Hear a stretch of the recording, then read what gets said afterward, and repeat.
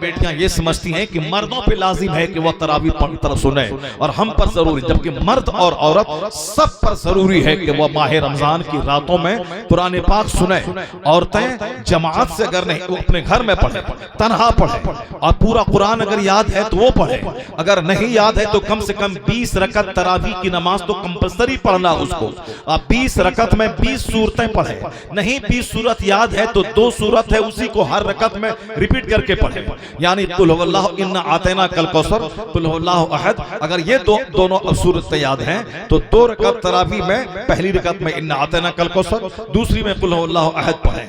इसी तरह 2-2 रकत करके 10 बार पढ़े तो 20 रकत तरावी हो जाएगी, 2 सूरतों से काम चल जाएगा। अगर अलम तरा कैफा से क्लोज बेरे बिन्नास तक 10 सूरतें याद हैं तो इसको रिपीट कर दें 2 बार, 20 रकत में हो जाएगा। अगर 2 ही सूरत याद है तो हर 2 रकत में उसी को आप पढ़ते रहें। बेहतर है कि मुख्तसर सूरत पढ़े क्योंकि उसमें गलतियां कम होंगी, और उसको कायदे से कुरान पढ़ने वाले से दुरुस्त करवा ले और उसके बाद उसको पढ़ें। तरावी की नमाज औरतों पर भी जरूरी है और रमजान की हर रातों में जरूरी है। ऐसा नहीं कि सिर्फ तरावी खत्म 5 दिन में कर लिया उसके बाद छुट्टी पा गए, नहीं। जिस तरह एक खत्म कुरान सुन्नत मौक़दा है, उसी तरह रमजान की हर रातों में 20 रकात तरावी पढ़ना ये अलग सुन्नत है।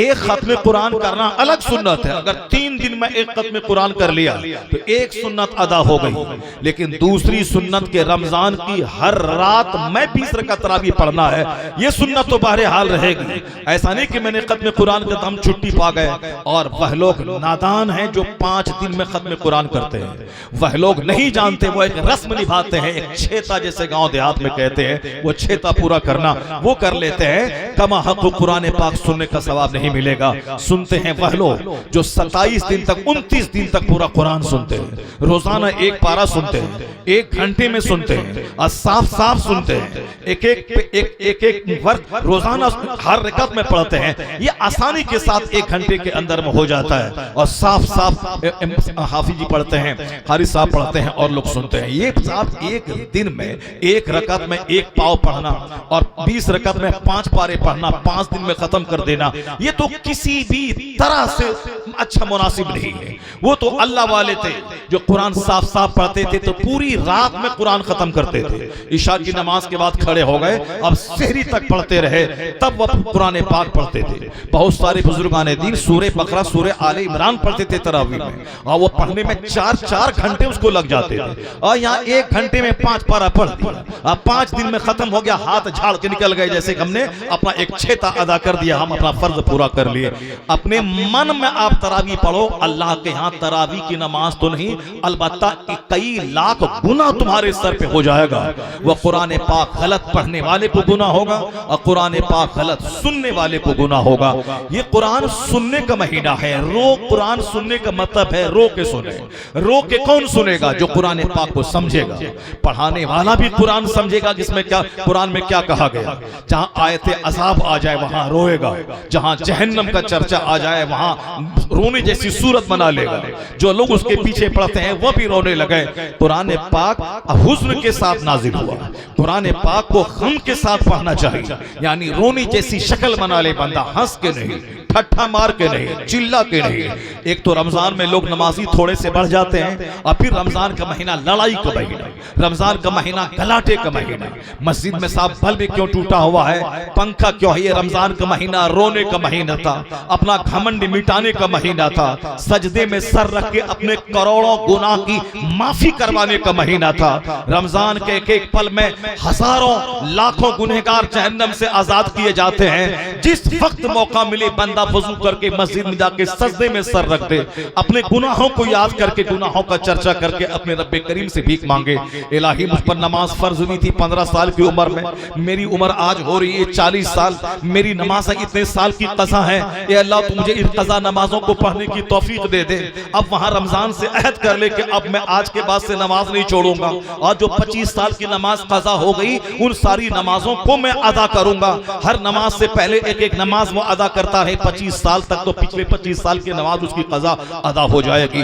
ये महीना रोने का महीना है, ये महीना दुआ का महीना है, ये महीना आजिज़ी का महीना है, ये लड़ाई का महीना नहीं है। हदीस में आया है कि जब तुमसे कोई लड़ाई ठाने तो तुम कह दो कि मैं नहीं लड़ूंगा, मैं रोजेदार हूं। अगर तुमको कोई गाली दे तो तुम कहो कि मैं तेरी गाली का जवाब नहीं दूंगा चूंकि मैं रोजे से हूं।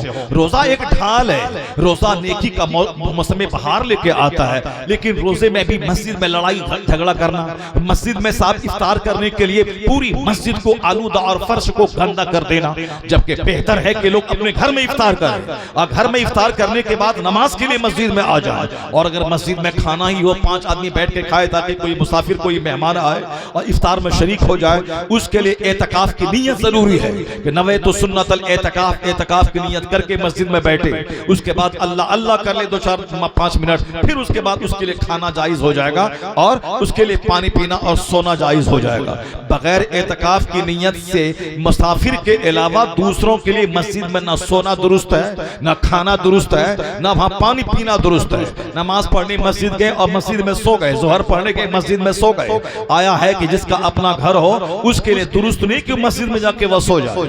अगर उसको सोना ही है तो एतकाफ की नियत कर ले, पहले कुरान पढ़ ले, फिर उसके बाद अगर नींद आ रही तो सो जाए। पहले कुरान पढ़ ले, पहले दरूद पढ़ ले, पहले जिक्र कर ले, उसके बाद इफ्तार करे।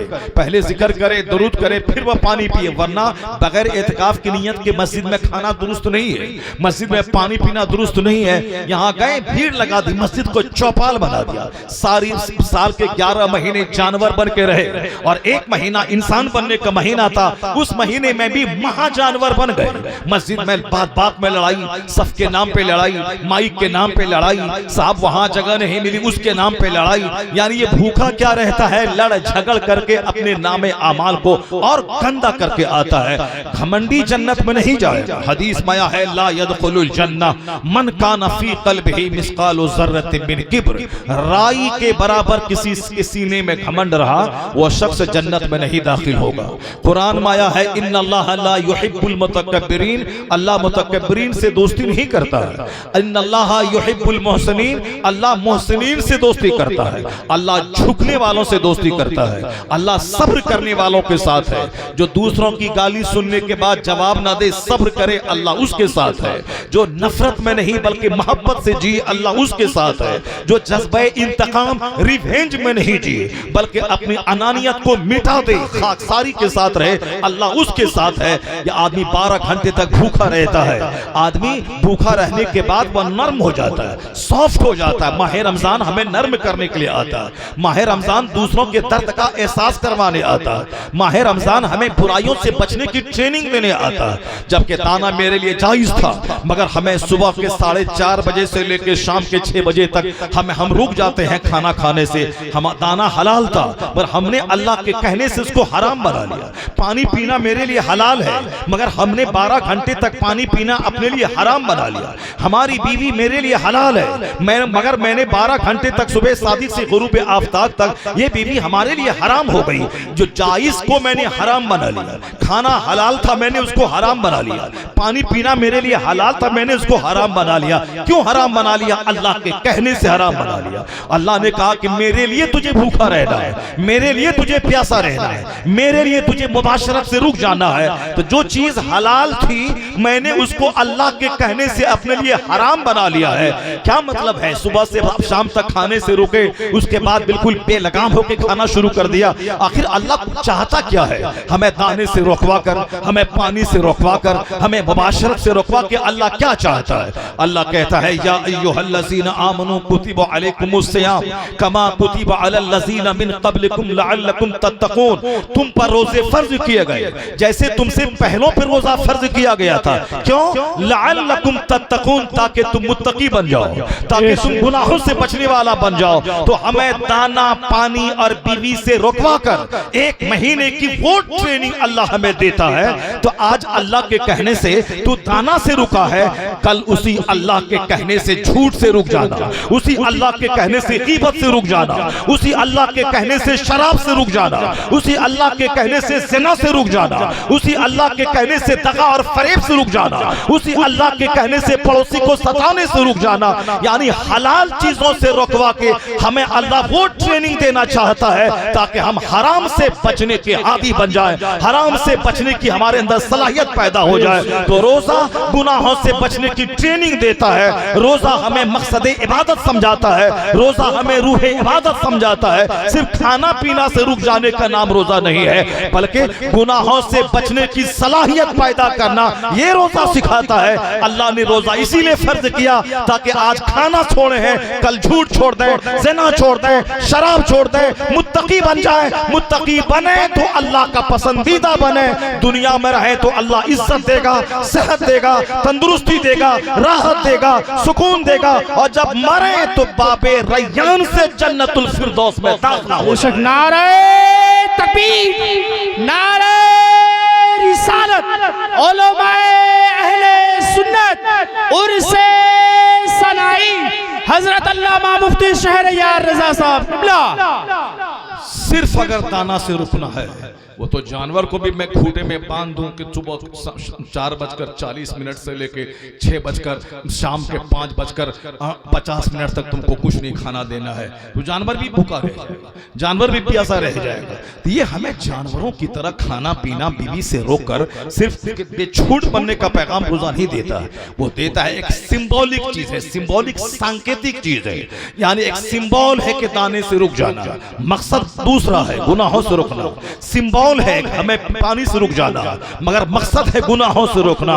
तो एक महीना जो बंदा दाना पानी से रुकेगा, और ईद के दिन ही वह एक छूटे हुए कैदी की तरह सिनेमा हॉल चला जाएगा, छूटे हुए कैदी की तरह वह शराब की भट्टी पे चला जाएगा, एक छूटे हुए जानवर की तरह दूसरों के खेत में जो चरने लगता है उसी तरह समाज में मारे मारे फिरेगा। ये हमारा बच्चा जो सुना समझ रहा है, ये ईद का त्यौहार दूसरे लोगों के त्यौहार की तरह इंजॉय का दिन है, आज घूमने का दिन है। पहले नई नई फिल्में ईद के दिन रिलीज होती थी, इस ईद के दिन में फला फिल्म रिलीज होगी, आप सारे लोग ईद की नमाज पढ़ने के बाद शहर में आ गए, फिल्म हॉल को भर दिया, आज फला फिल्म रिलीज होने वाली है। खरबों रुपए कमाई फिल्म इंडस्ट्रीज की होती थी, वो तो कहिए कि हमारे आलिमों ने खिताब करते करते समझाते जुमा का खिताब, ईदैन का खिताब, सीरत का खिताब, जलसों के खिताब, महफिल मिलाद का खिताब। लोग कहते हैं कि तकरीर से क्या होने वाला है, मैं कहता हूं बदबख्तों, तकरीर से वही होने वाला है। तुम्हारे पूरे सीमांचल पूरे इलाके में पहले आल्हा रुदल की कहानी सुनी जाती थी, अकबर बीरबल की कहानी सुनी जाती थी। मैंने अपने बचपन में देखा है, लोग गर्मी के जमाने में अपने घर में खाना खाने के बाद दालान पे बैठ जाते थे, 50-100 लोग जमा हो जाते थे। अब वहां राजा रानी की कहानी सुनते थे लोग 12 बजे 1-1 बजे रात तक, यानी झूठी कहानी, अफसाने वाली कहानी, दिल बहलाने के लिए कहानी सुनी जाती थी, अकबर बीरबल की कहानी सुनी जाती थी।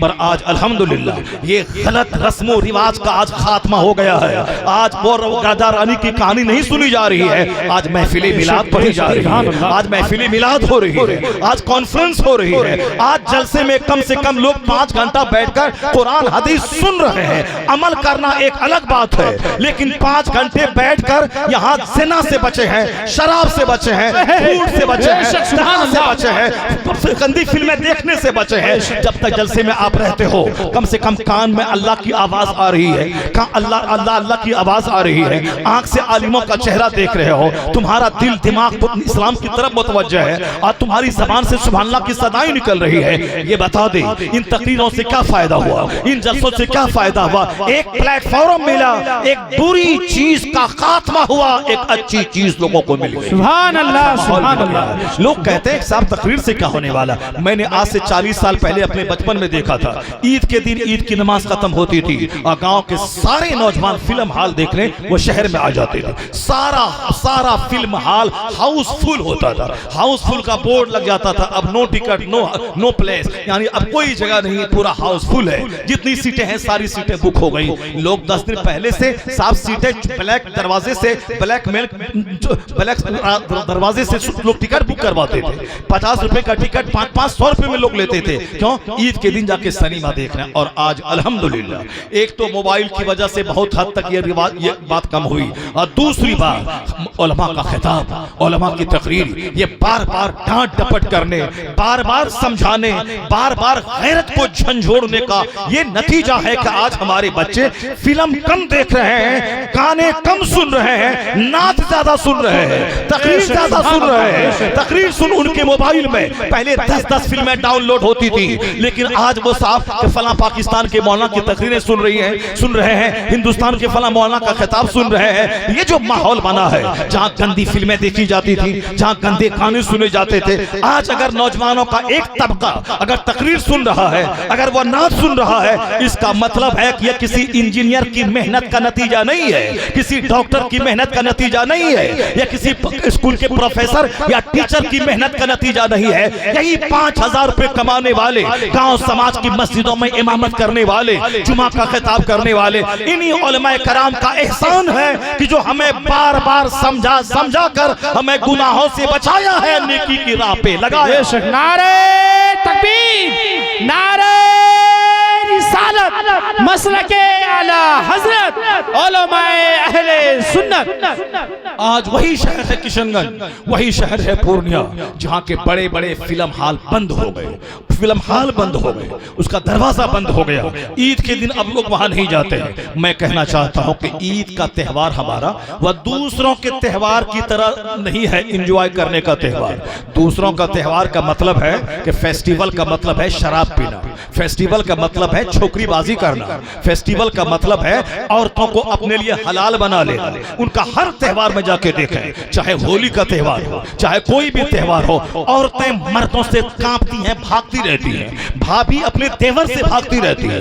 रंग डालने के नाम पे न जाने क्या क्या वाहियात, खुराफात और तूफानी बदतमीजी कायम होता है। और कैसे कैसे गंदे गंदे गाने एक महीने से चलते हैं, कैसे कैसे गंदे गाने, एक शरीफ आदमी डूब के मर जाए, एक शरीफ आदमी की गैरत दफन हो जाए, कैसे औरतें सुनती हैं उस गाने को, कैसे मर्द सुनते हैं उस गाने को। साहब रंग डाल दें, यहाँ डाल दें, वहां डाल दें, कितने गंदे गंदे गाने। क्या मतलब? त्यौहार का मतलब है ज़िनाकारी, त्यौहार का मतलब है शराबनोशी, त्यौहार का मतलब है हुल्लड़बाजी, त्यौहार का मतलब है नाच गाना और डांस करना, त्यौहार का मतलब है अब साहब अपने पूजा के नाम पे नाचना गाना। यही त्यौहार का मतलब है। मेरे बच्चों ने भी उनके इंजॉय को देखकर ये समझ लिया कि ईद का त्यौहार इंजॉय का त्यौहार है। नहीं नहीं, ईद का त्यौहार शुक्राने का त्यौहार है कि अल्लाह ने मुझे 1 महीना इबादत करने की तौफीक अता की, तो उसी का इनाम है कि जन्नत वहां मिलेगी, ईद का त्यौहार यहाँ तुझको मिलेगा। सुभान अल्लाह। तुम्हें सेवई खा ले,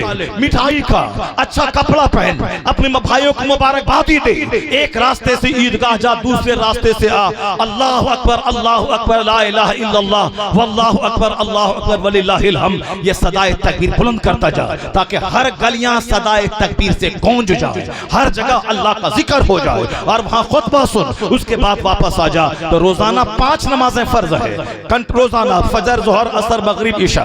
लेकिन ईद के दिन एक नमाज अलग से वाजिब हो जाती है, वह ईद की नमाज, एक नमाज अलग से। तो हमारा त्यौहार जब आता है तो एक नमाज और अलग से वाजिब हो गई। रोजाना 5 नमाज पढ़ना और ईद के दिन 6 नमाज पढ़ना है, 5 नमाज रेगुलरली और 1 नमाज ईद की नमाज पढ़नी है। इसका मतलब है मेरा त्यौहार ये बताता है ये इबादत के बढ़ा देने का दिन है, इबादत के बढ़ा देने का दिन है। दूसरे दिन खैरात करें ना करें, ईदगाह जाने से पहले सदक़े फित्र निकालना, ताकि गरीबों के बदन पे कपड़ा आ जाए, गरीबों के चूल्हे में आग सुलग जाए। तो हमारा त्यौहार खैरात बढ़ा देता है कि दूसरों का मजाक नहीं उड़ाना है, दूसरों की नींद नहीं हराम करना है, डीजे बजा के दिल के मरीजों को मौत के घाट नहीं उतार देना है, नाच गा करके मोहल्ले के मरीजों को मौत के घाट नहीं पहुंचा देना है, बल्कि उस दिन अमन, चैन, सुकून और शांति का पैगाम लेके गरीबों की खिदमत करना है, सदक़े फित्र लेके पहुंच जाना है, कपड़ा लेके पहुंच जाना है, उसके घर सेवई लेके पहुंच जाना है। तो आज हमारा त्यौहार का दिन है, मेरी खैरात बढ़ जाती है, मेरा सदका बढ़ जाता है, मेरी नमाज बढ़ जाती है। इसी से समझ ले कि नाचना गाना इंजॉय करना हमारा त्यौहार नहीं सिखाता है। हमारा और उसका यही फर्क है, उसके त्यौहार में नाच, उसके त्यौहार में गाना, उसके त्यौहार में औरतबाजी, उसके त्यौहार में शराब नोशी। मेरे त्यौहार में नमाज बढ़ जाती है, खैरात बढ़ जाती है, गले गले मिलना बढ़ जाता है, मुबारकबादियां बढ़ जाती है, सदाए तकबीर बढ़ जाती है। सुभान अल्लाह, सुभान Allah. Islam is the religion of purity. Islam पाकीज़गी का मजहब है, इस्लाम प्योरिफिकेशन का मजहब है, इस्लाम सेटिस्फैक्शन का मजहब है। इस्लाम हमें हमारे अंदर को पाक करना चाहता है, इस्लाम हमारे घमंड को दूर करना चाहता है, इस्लाम हमारे अंदर सिंपैथी डालना चाहता है, इस्लाम हमारे अंदर ऑनेस्टी पैदा करना चाहता है, इस्लाम हमें जानवर के से निकालकर इंसान बनाना चाहता है, आदमियत के ऊंचे मनसब पे फाइज करना चाहता है। इसलिए जानवरों की सारी हरकतें जिससे दूसरों को तकलीफ पहुंचती हो, वह डीजे बजाना शादी ब्याह के मौके पर उसको भी हराम करार दे दे और पूरे समाज में बैन कर दे उस पर। शादी का मतलब नहीं कि नाचना, शादी का मतलब ये दूसरों की बेटी का हाथ पकड़ लेना, शादी के मतलब नहीं कि दूसरी औरतों के साथ मिलकर नाचना। ये बता दे, तेरी माँ का हाथ कोई पकड़ ले कैसा लगेगा? तेरी बहन का हाथ पकड़ ले एक गैरतमंद भाई उसको बर्दाश्त करेगा? मेरी बीवी को कोई दूसरा आदमी हाथ पकड़ के नचाए, एक गैरतमंद शौहर को अच्छा लगेगा। जब तुमको अच्छा नहीं लगेगा कि तेरी बहन, तेरी बेटी, तेरी माँ का हाथ कोई दूसरा पकड़े, तो तू ये बता दे कि तू जो दूसरों की शादी ब्याह में दूसरों की औरतों के बदन में धक्के मारता है, उसके साथ चलने पर फक्र महसूस करता है, उसके साथ बैठता है, उसका हाथ पकड़ के नाचता है, तुम भूल गए कि तुम दूसरों की और वो भी तो किसी की माँ होगी, वो भी तो किसी की बहन होगी, वो भी तो किसी की बेटी होगी। ये अंदाजे काफिराना कहां से तेरी शादी में आ गया? अल्लाह ने दौलत दी है, कयामत के दिन 1 इंच बंदा हट नहीं पाएगा जब तक के हिसाब न दे दे कि माल कहां से कमाया है, कहां खर्च किया है, कहां से कमाया ये भी हिसाब देना होगा, कहां खर्च किया ये भी हिसाब देना होगा। From where you earn this, कहां से तुमने कमाया, in which ways spent this, किस रास्ते में तुमने इसको खर्चा किया। ऐसा नहीं कि हम बेलगाम है, मेरा माल है, जो चाहे हम खर्चा करें, नहीं। जमीन अल्लाह की, आसमान अल्लाह का, मैं अल्लाह का पैदा किया हुआ। अल्लाह ताला मेरी चाहत के खिलाफ मौत देके मुझको मार देता है। आखिर क्यों ऐसा करता है? मैं न अपनी मर्जी से पैदा होता हूं, न मैं अपनी मर्जी से मरता हूं। पैदा करने वाला पानी के एक कतरे से मुझको पैदा किया, मारने वाला फरिश्ते को मुकर्रर किया है। वो हमें जहां मौत लिखी हुई है, रास्ता हो, खेत हो, कल्याण हो, हॉस्पिटल हो, हवाई जहाज में हो, ट्रेन में हो, प्लेन में हो, कार में हो, जहां भी हो, जिस वक्त हो, मौत आके रहेगी। अभी इस कुंभ मेले में हजारों लोग मर गए, जहन्नम पहुंच गए, हजारों लोग। जिसकी किसी की मौत लिखी हुई थी डुबकी लगाने में, किसी की मौत लिखी हुई थी रेलवे स्टेशन पे, किसी की मौत लिखी हुई थी भगदड़ में, किसी की मौत लिखी हुई थी रेल का कार से एक्सीडेंट करके मरने में, कोई अपने घर के करीब आके उसी तरह से जिसकी मौत जहां लिखी मर के रहेगा। बंदा तो सोचता है कि चलो अब मैं मेले से फारिग हो गया, अब मैं घर पहुंच गया। घर यहां से 10 किलोमीटर दूर है, तो 10 किलोमीटर पहले ही खतरनाक एक्सीडेंट हुआ और लाश के हजारों टुकड़े हो गए। आखिर वह कौन है जो मेरी चाहत के खिलाफ मौत देता है? वह कौन है जो मुझे माँ के शिकम में पानी के कतरे में नाक नक्शा बना के हमें अजूबा इंसान बना के पैदा करता है? जब न पैदा मैं अपनी मर्जी से हुआ, न मैं अपनी मर्जी से मरता हूं, फिर दुनिया में अपनी मर्जी क्यों चलाता है? तो फिर वो तो पूछेगा हमसे कि जमीन मेरी थी, बता तू कैसे जिंदा रहा? हवा मेरी थी, तू बता जिंदा कैसे रहा? मैंने तुझको माल कमाने का मौका दिया, तुमने माल कमाया, ये बता दे उस माल को तुमने खर्च कैसे किया? इसलिए एक कौम मुस्लिम माल को शादी ब्याह में पानी की तरफ बहाने के लिए अल्लाह नहीं देता है, बल्कि अल्लाह ने माल दिया है गरीबों की खिदमत करने, मजदूरों की खिदमत करने, माजूरों की खिदमत करने, माँ बाप की खिदमत करने, समाज के बीमारों की खिदमत करने, अपने बाल बच्चों को फकीरी और जिल्लत से बचाने के लिए। मरने के बाद अपने बच्चों को भिखारी छोड़ के मत मरना, कुछ माल छोड़ के मरना, ताकि तेरे बच्चे यतीम बनकर दूसरों के सामने हाथ न फैलाए, जलील न हो जाए, कुछ दूसरों का कूड़ा करकट के ढेर पे जाके प्लास्टिक कागज में चुनने लगे। ये जो तुमने शादी में 10 लाख खर्चा किए, उस शादी को मस्जिद में कर लिए होते, सिंपल कर लिए होते, और जो पैसा उसमें वो बच गया होता, वो पैसा तेरे बच्चों के काम आता, वो पैसा तुम्हारा काम आता, तुम आने वाली मुस्तकबिल में काम आता। मगर तुमने सोचा कि पैसा मेरा हक है। अब अगर कल तेरा बच्चा भीख मांगने लगे, तेरा बच्चा तेरे मरने के बाद वो समाज में सड़कों पे आ जाए, उसमें कसूर तुम्हारा है। इसलिए इस्लाम कहता है सादगी के साथ रह। इस्लाम शादी में सादगी, बर्थडे पार्टी मनाना ये यहूदो नसारा का तरीका है। तमाम गैर जरूरी रस्मों से बच जा। जो तुमने काफिरों को देखा देखी अपने यहाँ नई नई रस्मों को फरोग दे रहा है, हल्दी की रस्म को फरोग दे रहा है, साहब फला रस्म को फरोग दे रहा है, बर्थडे पार्टी को फरोग दे रहा है, मेहमानों के आने जाने कपड़ा खरीदने, ये सारा हिंदुआना रस्म रिवाज कपड़ा खरीदने का, और उस कपड़ा खरीदने के नाम पे मुतालबा करना, हम ये लेंगे, हम वो लेंगे, उसके बाद रिश्ते टूट जाते हैं। ये तमाम गंदे घिनौने काम जो गैर जरूरी रस्म है, उन सारी गैर जरूरी रस्मों का खात्मा कर दे। इस्लाम खूबसूरती का मजहब मजहब है। हमारा सबसे बड़ा त्यौहार ईद का, हमारा सबसे बड़ा त्यौहार बकरीद का।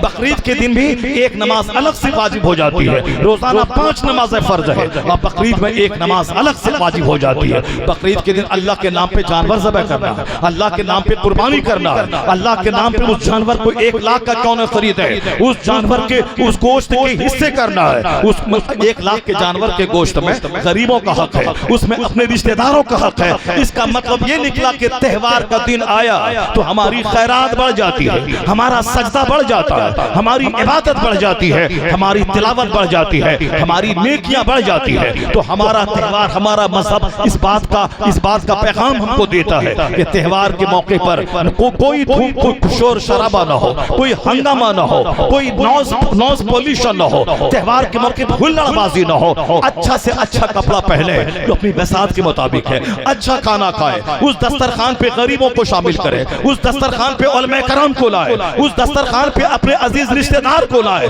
त्यौहार के दिन सिर्फ अपना ही पेट भर के नहीं खा लेना। आज ईद का दिन है, आप दूसरों के घर में खाओ, दूसरों को अपने घर में खिलाओ। ऐसा नहीं कि मेरे घर में खुद बना हुआ है हम खाएंगे, नहीं नहीं, तुम अपने घर में खा लोगे, रोजाना खाते हो। अगर तुम दूसरे अपने रिश्तेदार के घर में जाके खा ली, उसको खुशी हासिल होगी। तो पेट भरने के लिए समय नहीं खाना है, अपने रिश्तेदार को खुशी देने के लिए खाना है। एक मोमिन को खुश करना, एक मोमिन का गम दूर करना, ये इतनी बड़ी इबादत है। हदीस पाक में आया है, अहब्बुल आमाल इलल्लाह ताला इदखालुस सुरूर फी क़ल्बिल मोमिन। आका फरमाते हैं अल्लाह के नजदीक सबसे पसंदीदा अमल है एक मोमिन के दिल को खुश कर देना, एक पसंदीदा अमल है।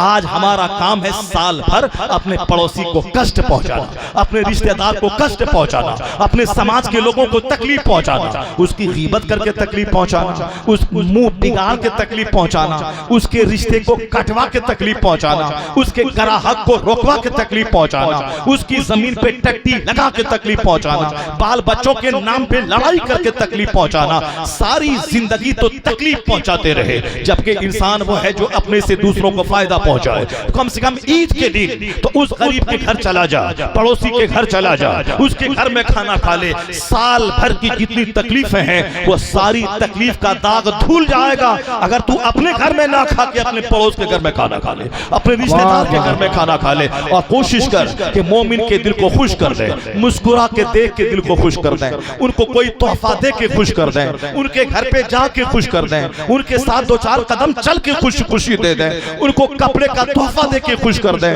उनको अतर का तोहफा दे के खुश कर दे, उनकी बात सुन के खुश कर दे, उनके घर में 2-4 मिनट बैठ के खुशी दे दे। तो सबसे बड़ा पसंदीदा अमल एक मोमिन का है मोमिन के दिल को खुश कर देना। और आज सबसे बड़ा काम मेरा है मोमिन के दिल को कष्ट पहुंचा देना।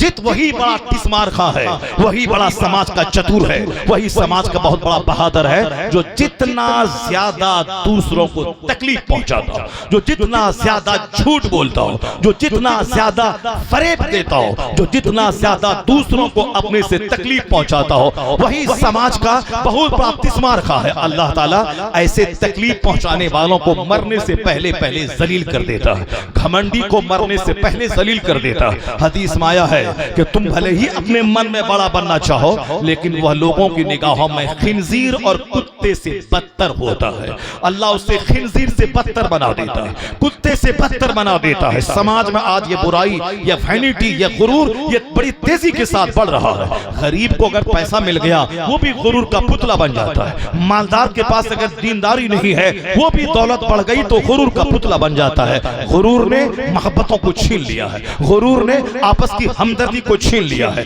गुरूर ने बातचीत को बंद करवा दिया है, गुरूर ने समाज में एक नफरतों की हवा चला दी है। जबकि हुजूर ने कहा था ला तदखुलूनल जन्नत हत्ता तुमिनू, तुम जन्नत में नहीं जाओगे जब तक कि मोमिन न बन जाओ। वला तुमिनू हत्ता तहाब्बू, मोमिन नहीं बनोगे जब तक कि आपस में एक दूसरे से मोहब्बत न करो। अपने मन में आप 5 हज कर लें, अपने मन में 50 उम्रा कर लें, अपने मन में आप मस्जिद में 50 बोरी सीमेंट दे दें, मगर जन्नत जाने के लिए मोमिन बनना जरूरी। अब मोमिन बनने के लिए आपस में एक दूसरे से मोहब्बत करना करना जरूरी है। 50 बोरी ईंट दे, सीमेंट दे देना, 50 टेलर ईंट दे देना, ये अलग है, मगर मोमिन से मोहब्बत करना जरूरी है मुसलमान बने रहने के लिए। इस ईंट देना और काम है, मगर एक मोमिन को दिल को खुश करना, मोमिन के साथ बैठ जाना, मोमिन को अपने से कष्ट नहीं पहुंचाना, ये बहुत बड़ी नेकी है।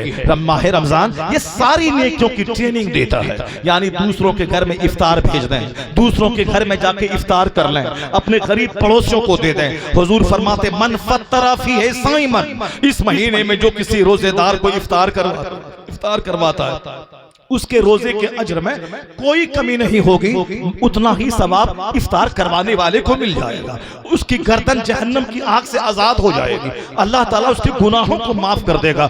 ऐसा क्यों है? इसलिए कि इसमें रवादारी पैदा हो, सिंपैथी पैदा हो, फ्रेटर्निटी पैदा हो, ब्रदरहुड पैदा हो, दूसरों की हमदर्दी पैदा हो। जब मैं दूसरों के घर में इफ्तार भिजवाऊंगा उसकी मोहब्बत मेरे दिल में पैदा होगी, और दूसरों का इफ्तार जब मेरे घर में आएगा मैं उसको कबूल करूंगा, उसकी मोहब्बत पैदा हो जाएगी। तो माह रमजान बेशुमार सबक लेके आया है, ना कि जानवर की तरह बैठे खाएं और अपने पानी में रहे और उसके बाद ईद के दिन अच्छा कपड़ा पहन के ईदगाह जाएं और भैंस की तरह अपने घर में बैठ जाएं, ये हो गया? नहीं, ये माह रमजान आया है, तरावी एक साथ मिलकर पढ़ो, दूसरे मुसलमानों के साथ मिलकर पढ़ो। वहाँ गरीबी अमीरी का सारा फर्क इस्लाम मिटा देता है, ऊंच नीच का सारा फर्क मिटा देता है, जोलाहा अंसारी नदाब शेख पठान का सारा फर्क मिटा देता है। एक सफ में खड़े हो गए महमूद अयाज, न कोई बंदा रहा न कोई बंदा नवाज। यहाँ तक एक बहुत बड़ी स्कॉलर, हिंदुस्तान की हिंदू स्कॉलर, वो कहती हैं I have been struck over again and again to see this indivisible unity of इस्लाम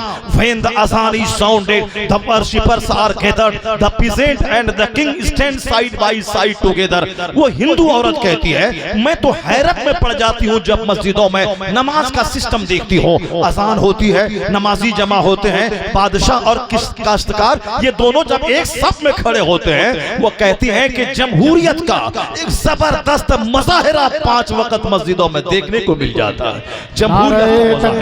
जमहूरियत का शानदार मुजाहिरा 5 टाइम मुसलमानों की मस्जिदों में देखने को मिल जाता है। तो जहां अमीर और गरीब का फर्क मिट जाए, वह मुसलमान मस्जिद से बाहर निकलने के बाद वो अमीरी के घमंड में चूर चूर है, गरीब अपने घमंड में चूर चूर है, साहब काला अपने घमंड में चूर है, गोरा अपने घमंड में चूर है, शेख पठान अपने घमंड में चूर है, नदाब चोलाहा साफी धोबी अपने घमंड में चूर है। इस्लाम सारा घमंड मिटाने का पैगाम देता है। नहीं जाओगे जन्नत जब तक कि कंप्लीट मोमिन न बन जाओ, नहीं बनोगे मोमिन जब तक कि आपस में एक दूसरे से मोहब्बत न करो। मोहब्बत करने के लिए सिर्फ रोटी दोनों हाथ से पकती फार्मूला छोड़ देना पड़ेगा। मोहब्बत बढ़ाने के लिए यकतरफा फैसला करना पड़ेगा कि वह मुझको सलाम करे ना करे, मुझको सलाम करना है, वह मेरे घर में आए ना आए, मुझको उनके घर में जाना है, वह मेरी बीमार पड़ने के बाद आए ना आए, मगर उसके बीमार पड़ने के बाद मुझको जाना है। यहाँ दोनों हाथ से रोटी वाला फॉर्मूला नहीं चलेगा, यहाँ फॉर्मूला चलेगा यकतरफा फॉर्मूला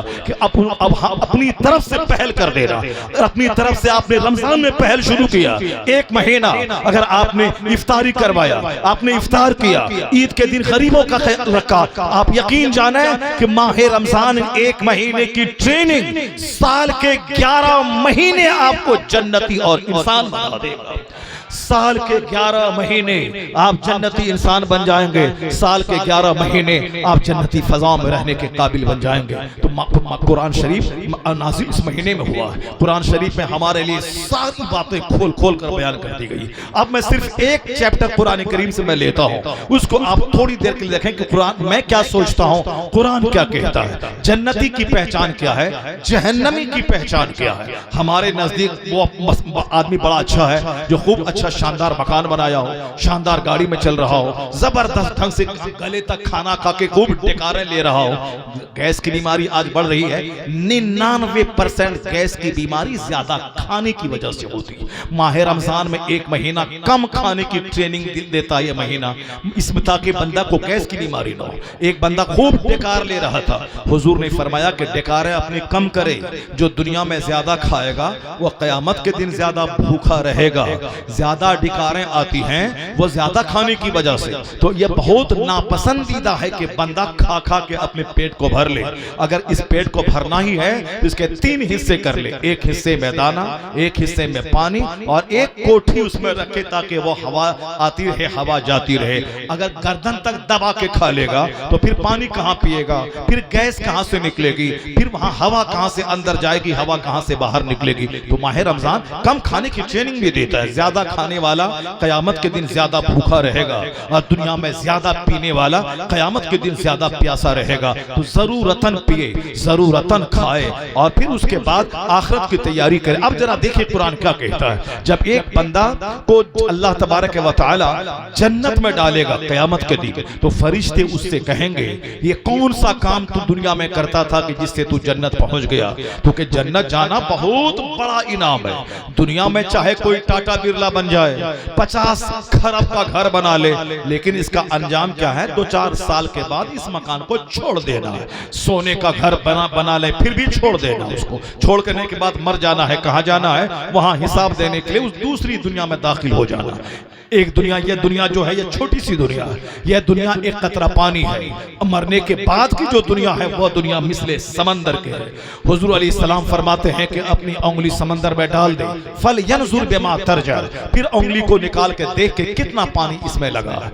जितना पानी इसमें उंगली में लगा है, 2-4 कतरा पानी समंदर में डाल दे तो 2-4 कतरा पानी। तो हुजूर कहते हैं यही मिसाल दुनिया और आखिरत की है। दुनिया चंद कतरा पानी है जिस दुनिया में हम लोग रहते हैं, और आखिरत जो मरने के बाद की दुनिया है वह मिसले समंदर के है। तो उस समंदर के सामने इस 4 कतरे पानी की क्या हैसियत है? हम लोग उसी 4 कतरे में लथपथ हैं, उसी को बहुत कुछ समझते हैं। यहाँ की मुसीबत को बड़ी मुसीबत समझते हैं और यहाँ का छोटा सा आराम मिला उसी में इतराने लगे यही बहुत आराम है, जबकि ये आराम उस आराम के मुकाबले में जीरो है।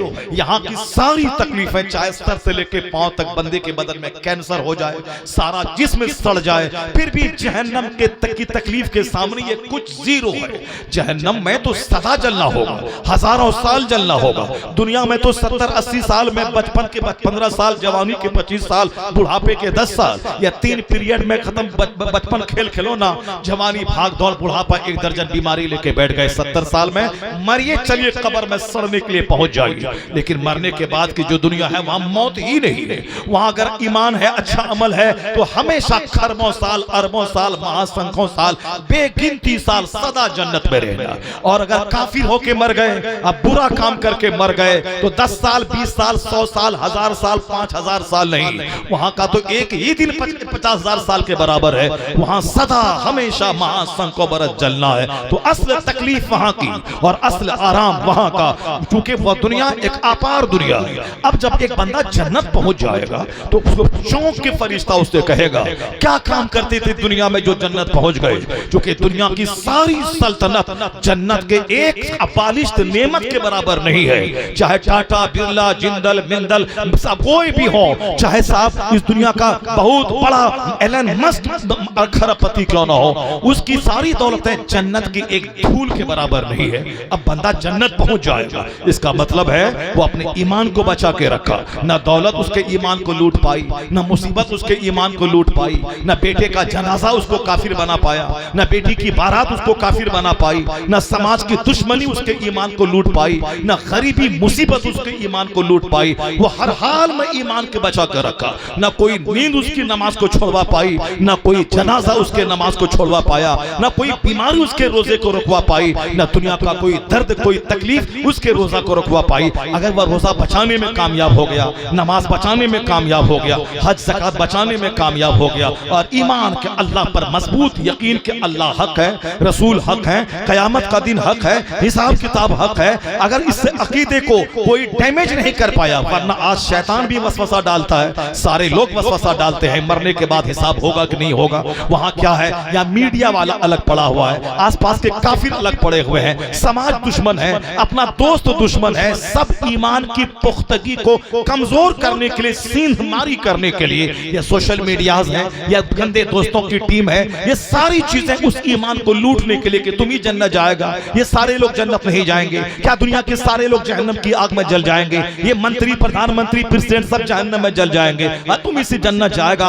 न जाने बुरे बड़े वसवसा साथ बुरे बुरे ख्यालात और बुरे दोस्तों की सारी टीम ईमान के लूटने के लिए खड़ी है। ऐसे में सारी दुनिया से दुश्मनी मोल लेकर अगर कोई ईमान बचाने में कामयाब हो गया तो समझ ले कि ही बिकेम सक्सेसफुल, वह कामयाब हो गया। कद अफलह मन तज़क्का, वह कामयाब हो गया जो अपने आप को सुथरा कर लिया, गंदगी से बचा लिया। कद अफलह मन अस्लमा, मुस्तफा कहते हैं ही बिकेम सक्सेसफुल, जो इस्लाम लाया, इस्लाम को बचाया, वो इस्लाम बचाने में कामयाब हो गया। हकीकत में वही कामयाब हो गया, हकीकत में वही बामुराद हो गया। अब जब वो बंदा जन्नत जाएगा, फरिश्ता कहेगा दुनिया में क्या करता था तू, जो जन्नत पहुंच गया। अब उसका जवाब कुरान शरीफ देता है। हमारे नजदीक बुलेट, एर्टिगा, इनोवा, फॉर्च्यूनर, मकान, इस्लामपुर में 2-4 मॉल, 2-4 गाड़ियां, तुम्हारे पास 2-4 मॉल है। अमेरिका के यहूदी के पास 1000 मॉल है, मुकाबला कर पाएगा? तुम्हारे पास एर्टिगा, फॉर्च्यूनर है, अमेरिका के यहूदी के पास 1000 करोड़ रुपए की कारें मौजूद है, मुकाबला कर पाएगा उससे? 1 कट्ठा जमीन तुम खरीदेगा वहां तो 50 एकड़ जमीन बंबई शहर के आसपास मुशरिकों के पास है, मुकाबला कर पाएगा? इसलिए कमाल 2-4 कट्ठा जमीन खरीदना नहीं, ईमान बचाना कमाल है, नमाज बचाना कमाल है, रोजा बचाना कमाल है। दुनिया के लोग जलील समझे, बेवकूफ समझे, कितने दिन तक समझेंगे? 70-80 साल तो 2-4 मिनट है, जहां खरबों साल रहना है, जहां दुनिया के सारे लोग जमा होंगे। असल बेइज्जती वहां की, असल इज्जत वहां की। तो ये पॉइंट जब तक दिमाग में रहेगा तभी ईमान बचेगा, वरना सिर्फ दुनिया का चर्चा होगा तो एक झटके में ईमान चौपट हो जाएगा। जैसे एक बार जबान से निकाला, तलाक दे दिया, एक झटके में निकाह खत्म हो गया, बीवी निकाह से निकल गई। अब जब जब हाथ पकड़ेगा हराम, जब जब सोहबत करेगा ज़िनाकारी, और जितने बच्चे पैदा होंगे सब वलदुल हराम वलदुल ज़िना, नाजायज बच्चों की तादाद समाज में बढ़ती जाएगी, क्योंकि बंदे का गुस्से पर कंट्रोल नहीं रहेगा। एक मामूली सी बात में गुस्सा आया, फट से 3 तलाक दाग दिया, उसके बाद जब गुस्सा ठंडा हुआ, रोने लगा। मौलाना के पास जाके ने हम गुस्सा में थे, हम ये थे, 3 नहीं दिए हैं 2 ही दिए हैं, तो मौलाना के पास घिया करके तो ले लेगा, लेकिन असल में अल्लाह के नजदीक तो तलाक हो गई। अब वो बगैर हलाला की बीवी तेरे लिए जायज नहीं है। अब दुनिया की बेइज्जती से बचने के लिए उसको रख लिया, दबा दिया मामला। अब सारी जिंदगी ज़िना करता रहा अपनी बीवी के नाम पे, और सारे बच्चे हरामी पैदा होते रहे। समाज में जब देखना मस्जिदों की बेहुरमती लोग कर रहे हैं, जलसों की तौहीन कर रहे हैं, आलिमों से बेअदबी कर रहे हैं, समझना कि नाजायज बच्चों की तादाद में इजाफा हो रहा है। जबकि मस्जिदों का एहतराम, मदरसों का एहतराम, जलसे का एहतराम, उलमा का एहतराम, माँ बाप का एहतराम, माँ बाप का एहतराम, अपने बुजुर्गों का एहतराम, ये इस्लाम सिखाता है। लेकिन एहतराम मिट जाए, डिसिप्लिन खत्म हो जाए, अदब मिट जाए, समझ जाना कि हरामी बच्चों की तादाद में इजाफा हो रहा है, नाजायज बच्चों की तादाद में इजाफा हो रहा है। ये वही लोग हैं जो झट से बक दिया, उसके बाद अफसोस करने लगा, आज झूठा फतवा, झूठा इस्तिफ्ता करके, झूठ बोलकर अपने हक में समाज को दिखाने के लिए फेवर में फतवा ले लिया। तो अल्लाह के नजदीक तो तलाक हो गई, भले ही झूठ बोल के तुम दूसरा फतवा मंगवा लो। ईमान बचाने में जो कामयाब हो गया, फरिश्ता बोलेगा क्या करते थे दुनिया में, जो जन्नत पहुंच गए। क्योंकि 1000 में 999 आदमी जहन्नम जाएगा, वो वहां काम नहीं देगा, वहां ईमान काम देगा, तकवा काम देगा, दाढ़ी काम नहीं देगी। ये दाढ़ी वाला भी बहुत से लोग रोजा नहीं रख रहे हैं, टोपी पहनने वाला बहुत सारे लोग झूठ में न जाने किन किन गंदी हरकतों में बंद कमरे में मुलव्विस है। तो ये जाहिरी ट्रेडमार्क है, ये जाहिर है, असल तकवा यहाँ है, अत्तकवा हा होना। हुजूर ने क्या फरमाया, अत्तकवा हा होना, तकवा यहाँ है, अल्लाह का डर, अल्लाह का खौफ यहाँ है। असल में अंदर से बंदा बदल जाए। जैसे आप रोजा रखते हैं, वजू करते वक्त एक पतरा पानी पी सकते हैं, लेकिन आप नहीं पीते हैं, क्यों? ताकि अल्लाह देख रहा है। कोई देखे ना देखे, अल्लाह देख रहा है। यही रोजा उसी ईमान को पख्ता करता है कि बंद कमरे में कोई देखे ना देखे, मैं अल्लाह देख रहा है, ताकि आप गंदी फिल्में ना देखें, ताकि वहां नाच गाने ना करें, ताकि आप वहां तन्हाई में भी अल्लाह से डरें, मजमे में भी अल्लाह से डरें। जब बंदा जन्नत जाएगा तो फरिश्ता कहेगा क्या करते थे दुनिया में जो जन्नत पहुंच गए? क्योंकि जो काम करोड़ों आदमी के हिस्से में जो जन्नत नहीं मिली, वह तेरे हिस्से में मिल गई, तू क्या करता था? तो कुरान शरीफ उसका जवाब देता है। वह बंदा कहेगा इन्ना कुन्ना मिन क़ब्ल फी अहलिना मुशफ़िक़ीन। कुरान कहता है कि जन्नती कहेगा हम अपने बाल बच्चों में, अपने घर में हमेशा डर और खौफ के माहौल में रहते थे, हमेशा डरते रहते थे, भले ही खाते पीते थे, लेकिन सजदे में जब जहन्नम की याद आ जाती खूब अल्लाह के सामने रोते थे। बीवी अलग रोती थी, माँ अलग रोती थी, बाप अलग रोता था, जवान जवान बेटा अलग रोता था। यानी जिस घर में रोने का माहौल हो, जिस घर में अल्लाह से डरने का माहौल हो, जिस घर में सहमने का माहौल हो, जहां डरा जाएगा वहां बेखबरी में शराब नहीं पी जाएगी, वहां सेना नहीं की जाएगी, वहां डीजे नहीं बजाया जाएगा, वहां डांस नहीं होगा। तो जन्नती की पहचान है जिसके चेहरे पर खौफ हो, जन्नती की पहचान है जिनके सजदे में आंसू हो, जन्नती की पहचान है जो अपने घर में दस्तरखान पर खाते हुए पॉलिटिक्स का चर्चा, क्रिकेट का चर्चा, टूर्नामेंट का चर्चा कम करता हो, जन्नत का चर्चा ज्यादा करता हो,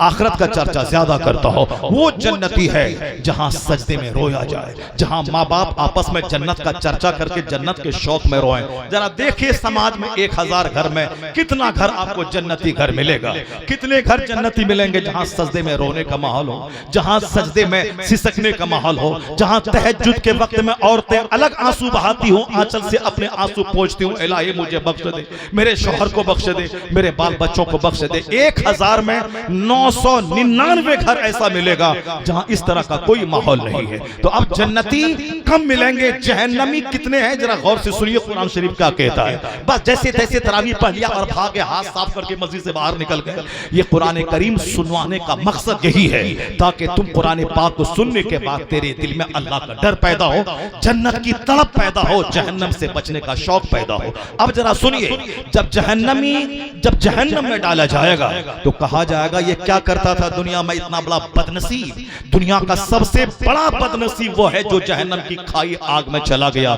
ये दुनिया में करता कैसे था, कैसे जीता था, कैसे रहता था, क्यों जहन्नम की आग में चला गया। दुनिया का बड़ा से बड़ा कैंसर से पीड़ित मरीज वो उतना बदनसीब ना होगा जितना एक जहन्नमी जहन्नम में पहुंचने के बाद बदनसीब होगा।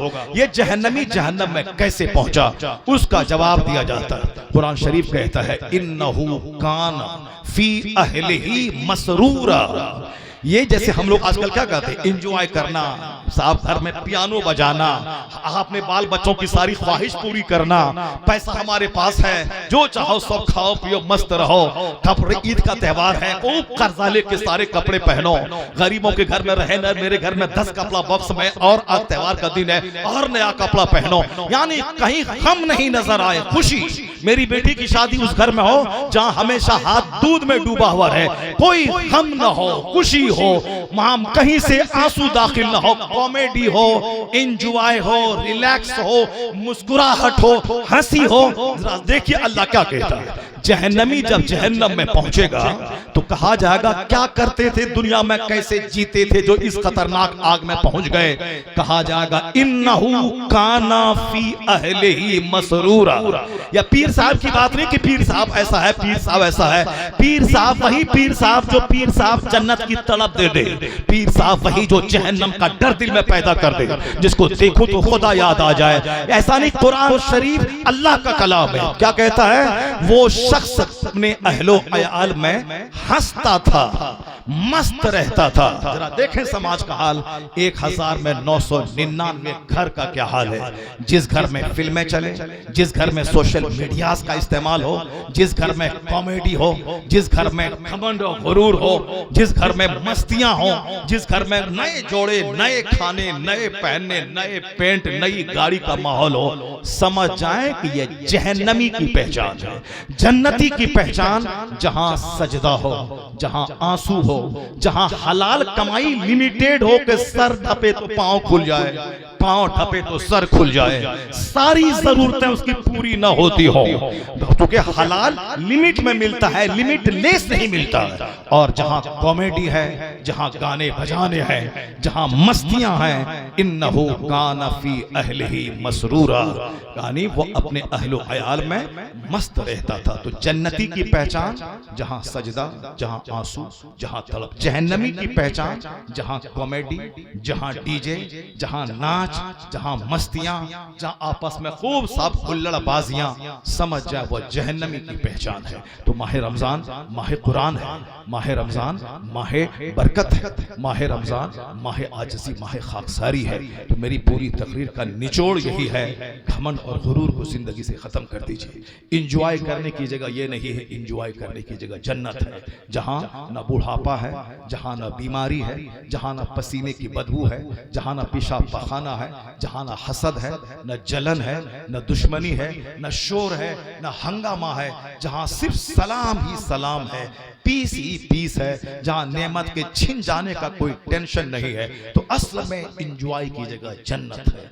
दुनिया में अगर कोई मालदार है भी, बुढ़ापे का डर, बीमारी का डर, मौसम के खतरनाक होने का डर, जलजला का डर, दुश्मनों की दुश्मनी का डर, कारोबार के खसारे में पड़ने का डर, ये भी कोई इंजॉय है क्या? जहां 1 लाख गम मौजूद हो। असल में इंजॉय की जगह जन्नत है, जहां ना कोई दुश्मन, ना कोई हसद, ना कोई जलन, ना बीमारी, ना बुढ़ापा, ना बाल की सफेदी, ना पेशाब पखाने की तकलीफ, ना बच्चों की बगावत, ना बीवी की नाफरमानी, कुछ नहीं। हर एतबार से फुलफिलमेंट है, वो जगह जन्नत है।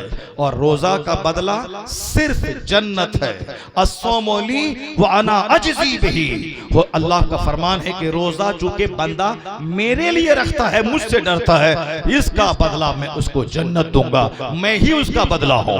रोजेदारों को वो इज्जत मिलेगी कि जन्नत के 8 दरवाजों में एक दरवाजा है रैयान, खुसूसी तौर पर रोजेदार के लिए खुलेगा। रोजेदार दाखिल हो गए, वो दरवाजा बंद हो जाएगा। और आखिर में एक हदीस पाक में सुनाता हूं, मेरी माँ बहन बेटियां गौर से उसको सुन ले। आका अलैहिस्सलाम फरमाते हैं, अल मरअतु इज़ा सल्लत खम्सहा व सामत शहरहा व अहसनत फरजहा व ताअत बअलहा फलतदखुल मिन अय्य अब्वाबिल जन्नति शाअत। मुस्तफा एक हदीस आका अलैहिस्सलाम फरमाते हैं, औरतों की जिम्मेदारी बहुत छोटी है। रोजी रोटी मर्दों को कमाना है, जिहाद मर्दों को करना है, औरतों को सिर्फ 4 काम करना है। 5 नमाजें पाबंदी से पढ़नी है, माहे रमजान का रोजा पाबंदी से रखना है, और अपने शौहर की बात माननी है। शौहर जो कमा के खिलाता है, मेहर की रकम देता है, रानी बना के घर में रखता है, उसकी हर बात की कटिंग और छटिंग नहीं करनी है, उसकी बात फरमा बरदारी करनी है। वह अहसनत फरजा, और अपनी शर्मगाह की हिफाजत करनी है। शौहर तुम्हारी अमानत है, 2-4 मर्दों के सामने लुसुर फुसूर नहीं करना है, चोरी छुपे बात नहीं करनी है, शौहर की गैर मौजूदगी में अपना बिस्तर उसको नहीं पेश करना है। बस 4 काम, नमाज पढ़े, रोजा रखे, अपनी शर्मगाह की हिफाजत करे, शौहर की फरमा बरदारी करे, तो जन्नत के मालिक मुस्तफा कहते हैं, फल तदखुल मिन अय्य अब्वाबिल जन्नति शाअत। जन्नत के जितने दरवाजे हैं, वो सारे दरवाजे उसके लिए खुले रहेंगे, जिस दरवाजे से चाहे वो जन्नत में दाखिल हो जाए। फल तदखुल मिन अय्य अब्वाबिल जन्नति शाअत, वो जन्नत के जिस दरवाजे से चाहे जन्नत में दाखिल हो जाए। उनकी जिम्मेदारियां 4 है, लिमिटेड है। अल्लाह तबारक व तआला हमको, आपको सबों को नेक बनने की तौफीक अता फरमाए। अल्लाह इस माह मुक़द्दस रमज़ान के जो 25 दिन बचे हुए हैं, इस माह मुक़द्दस रमज़ान की कद्र करने की तौफीक अता फरमाए। खूब अल्लाह की बारगाह में रोने धोने, गुनाहों की माफ़ी मांगने, खूब अल्लाह के बारगाह में सजदा करने की तौफीक अता फरमाए। आमीन। व आखिरु दअवाना अनिल हम्दुलिल्लाहि रब्बिल आलमीन। अस्सलामु अलैकुम व रहमतुल्लाहि व बरकातुहू।